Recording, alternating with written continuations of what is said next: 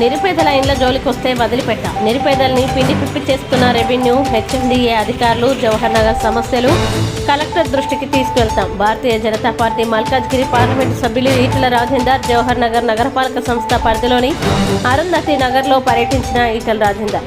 వివరాల్లోకి వెళ్తే అటు హెచ్ఎండిఏ అధికారులు, ఇటు రెవెన్యూ అధికారులు అరుంధతి నగర్ పరిధిలోని వివిధ ప్రాంతాల్లో గత 30 ఏళ్లుగా నివాసం ఉంటున్న ఇండ్లు పునర్నిర్మాణాలు చేసే క్రమంలో హెచ్ఎండిఏ మరియు రెవెన్యూ అధికారులు అక్రమ వసూళ్లకి పాల్పడుతున్నారని, కాసులు ముట్టని ఏడల 1కి 4 సార్లు అక్రమ నిర్మాణాలు అంటూ తొలగిస్తున్నారని ఆవేదన వ్యక్తం చేసిన కాలనీవాసులు.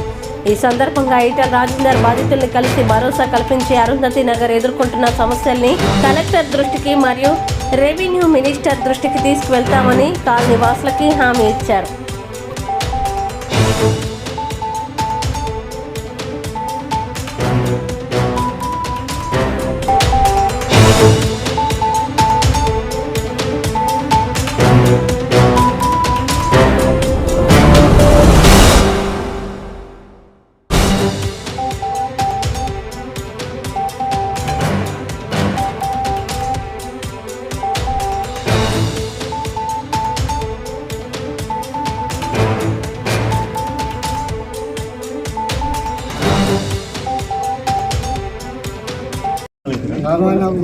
బాలాజీ నగర్, జవహర్ నగర్లో అరుంధతి నగర్ ఒక కాలనీ, ఒక ఊరు. 1998లో 1998లో కుటుంబ నియంత్రణ చేసుకున్న వాళ్ళకు, దళిత కుటుంబాలకు ఇక్కడ 60 గజాల చొప్పున 80 గజాల చొప్పున పట్టాలు ఇవ్వడమే కాకుండా ఇందిరా ఆవాస్ యోజన కింద ఇక్కడ ఇల్లు కూడా వాళ్ళు కట్టుకొని నివసిస్తున్నారు. ఎంత దుర్మార్గులు అంటే ఈ 1998 అంటే ఈ 30-35 ఏళ్ల క్రితం కట్టుకున్నటువంటి ఈ చిన్న చిన్న ఆవాసాలు, రేకుల షెడ్లు ఇలా 30 ఏళ్ళుగా వాళ్ళు కష్టపడితే ఇన్ని డబ్బులు జమ అయితే వాటి కొంచెం స్లాబ్ వేసుకుందామన్నా, కొంత ఒక్క రూమ్ నుంచి ఇంకొక రూమ్ ఎక్స్పాండ్ చేసుకుందామనుకున్నా, లేదా ఇంత కాంపౌండ్ వాల్ పెట్టుకున్నా కూడా ఇక్కడ అధికారులకు డబ్బులు ఇవ్వకపోతే ఇది కట్టుకొని ఇచ్చే ప్రసక్తి లేదు. ఇవన్నీ వాళ్ళకు కూడా వాళ్ళ స్వయం, ఇవి వాళ్ళకి ఇచ్చిన బాపతే. ఆ మధ్య కాలంలో కేసీఆర్ కూడా జీవో నెంబర్ 58, 59 కింద కూడా కొంతమంది రిలీజ్ చేయడం జరిగింది.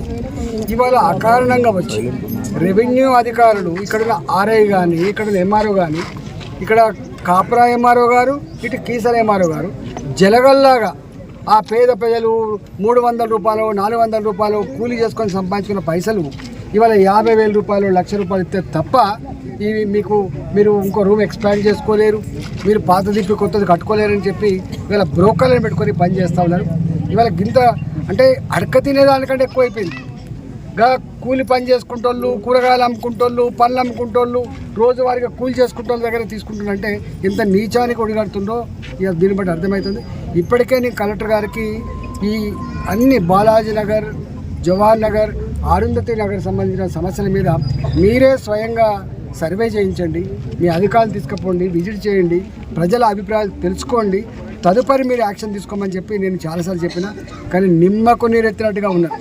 రెవెన్యూ అధికారులు ప్రజల కోసం లేరు, పేదవాళ్ళ కోసం లేరు, నోరు లేని జీవాల కోసం లేరు, పైరవికారుల కోసం మాత్రమే ఉన్నట్టుగా కనపడతా ఉంది.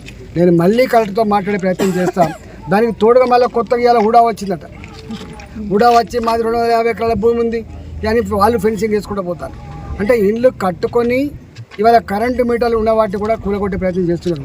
డబ్బులు ఇస్తేనేమో 2 సార్లు 3 సార్లు డబ్బులు ఇస్తేనే ఉంటానే, లేకపోతే కూలగొట్టే ప్రయత్నం చేస్తున్నారు. ఈ అందరి మీద, ఈ రెవెన్యూ అధికారుల మీద తప్పకుండా రెవెన్యూ మంత్రికి ఇవాళ కంప్లైంట్ చేసే ప్రయత్నం చేస్తా. దీని మీద కనుక యాక్షన్ తీసుకోకపోతే బహిరంగంగా ప్రజలతో పాటుగా ప్రభుత్వం సంగతి ఏందో తెచ్చుకోవడానికి ఇలా అరుంధతి నగర్, బాలాజీ నగరే ఇవాళ ఒక కేంద్ర బిందుగా ఉంటుందని చెప్పి ప్రభుత్వాన్ని హెచ్చరిస్తాం.